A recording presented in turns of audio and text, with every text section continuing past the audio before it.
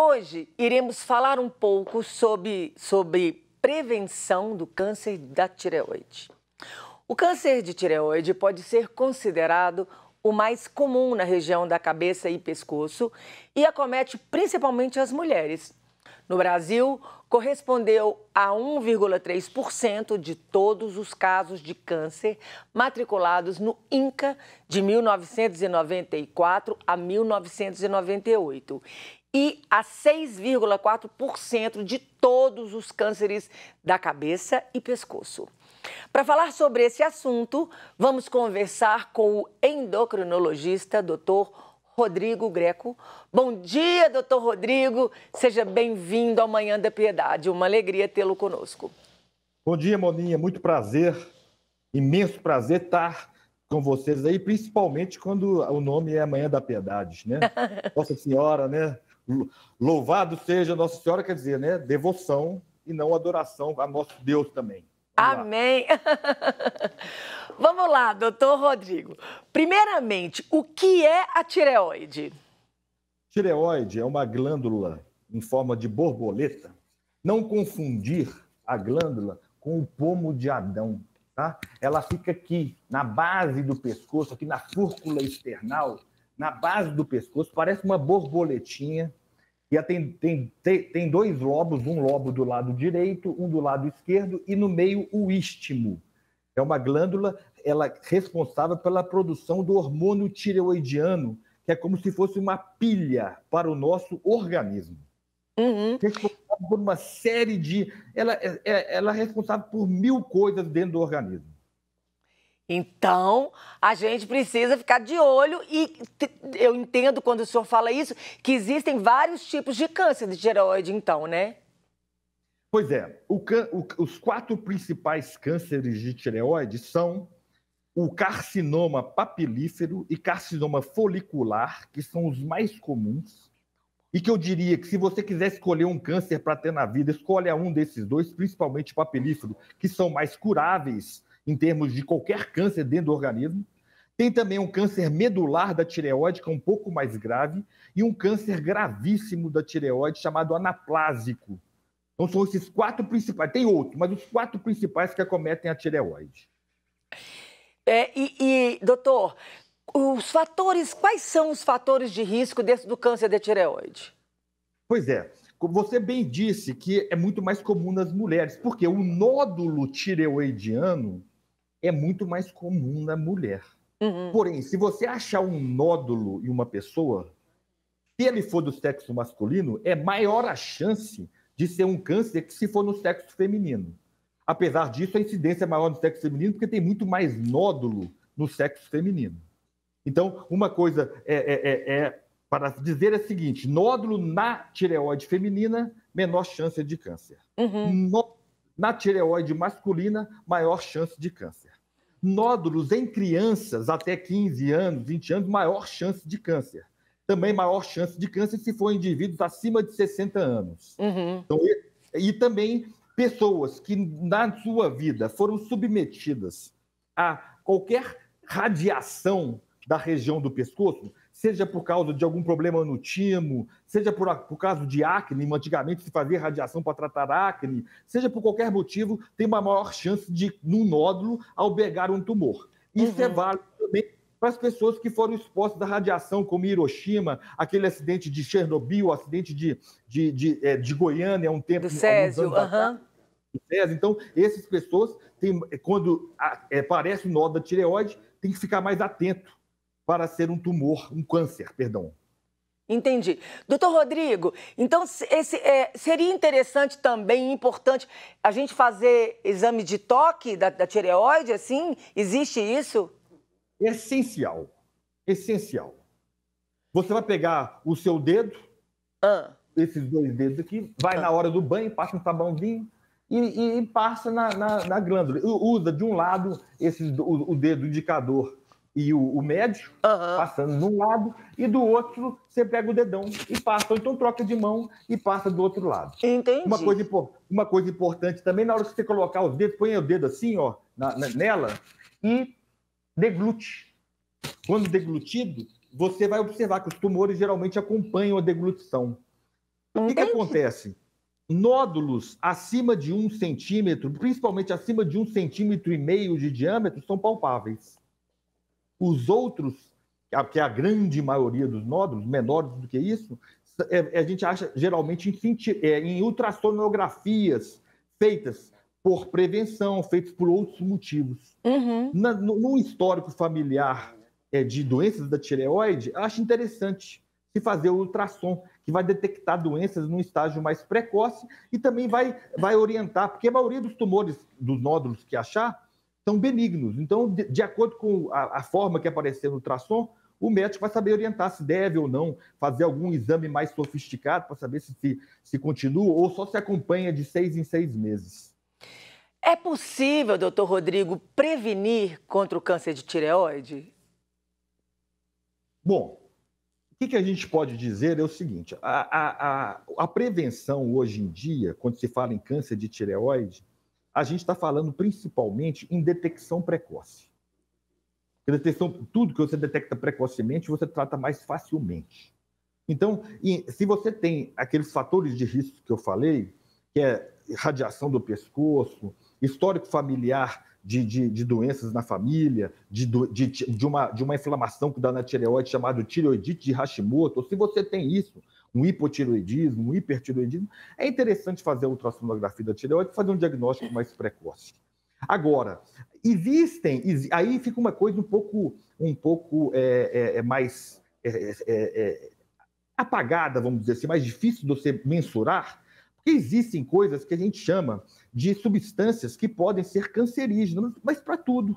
Você pegar um plástico e colocar no micro-ondas para esquentar sua comida, esse plástico passa substâncias para a comida que você pode aumentar o risco de câncer, alimentos industrializados, tudo isso você pode evitar no seu dia a dia o estresse, ter uma vida saudável, fazer a regra dos 8 horas de sono por dia, 8 horas de atividade física por semana, 8 horas de lazer só seu por semana.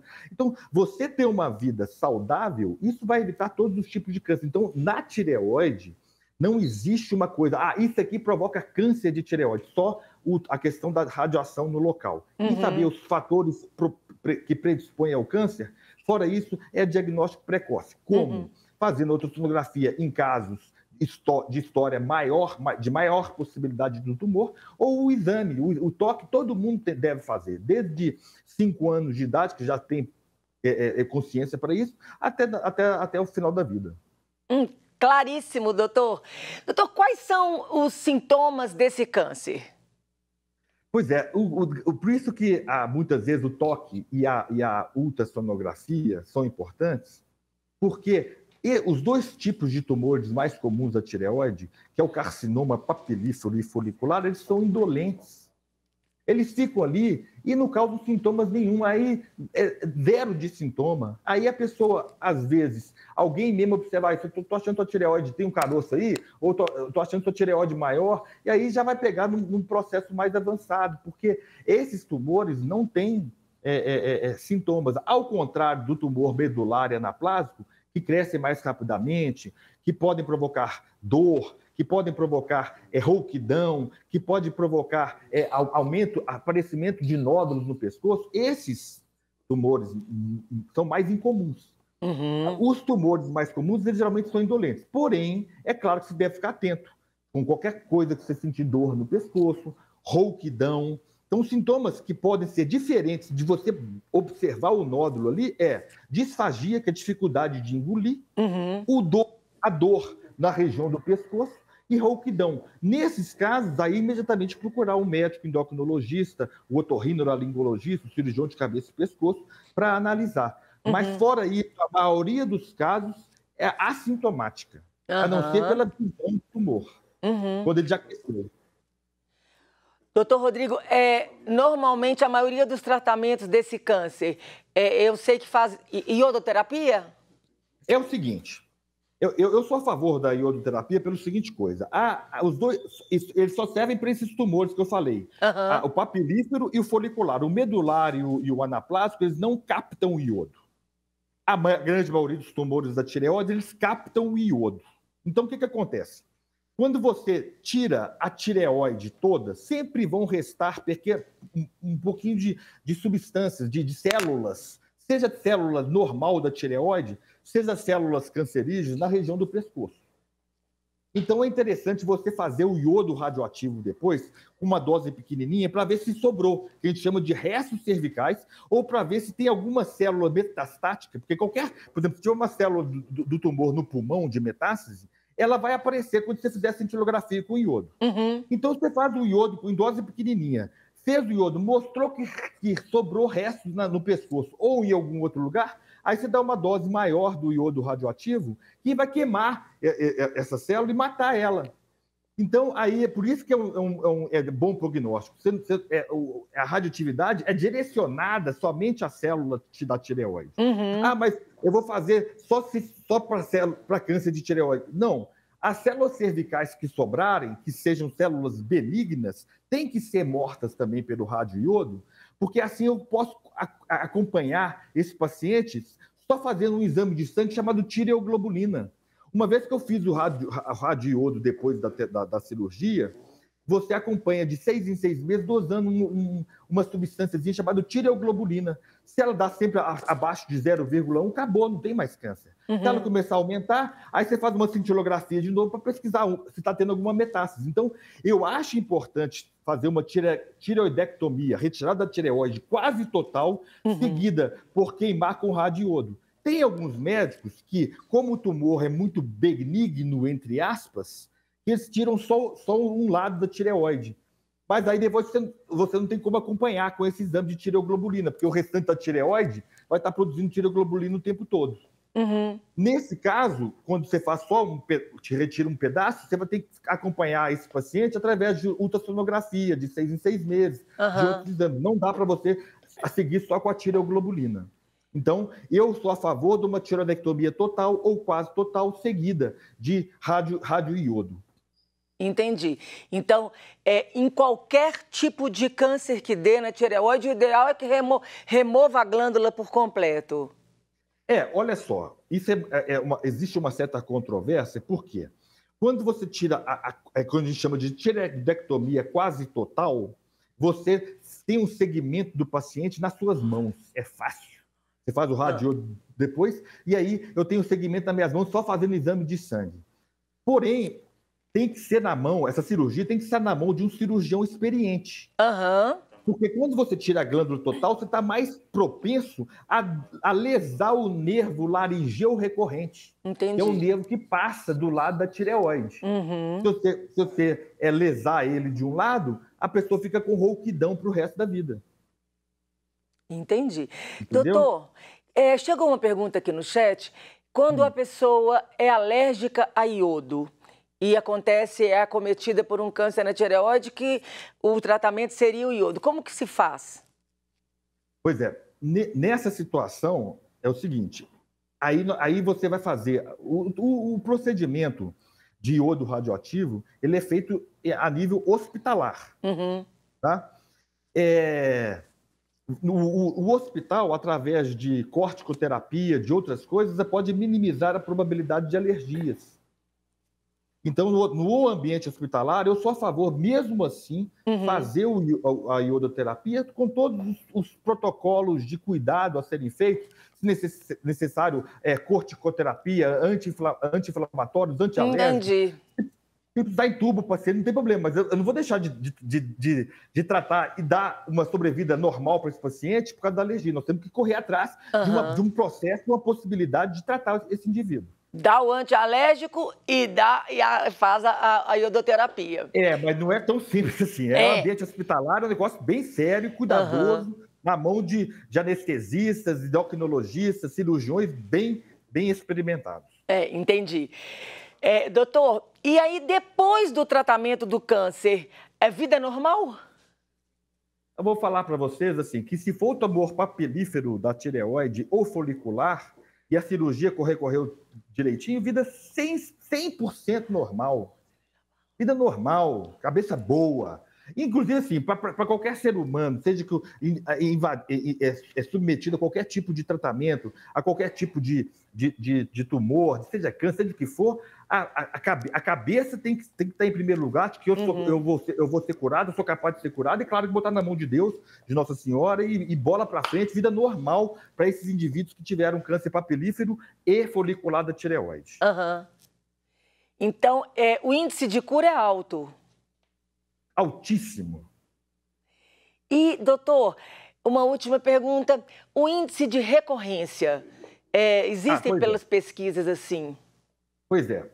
Aí vai depender do tipo de cirurgia que você fez. Se você fez uma tireoidectomia parcial, tirou só um lado da glândula para evitar os efeitos colaterais de ter que mexer na glândula toda, porque é um tumor mais indolente, o risco do outro lado da tireoide ter um tumor, aí aumenta 30%, 40%.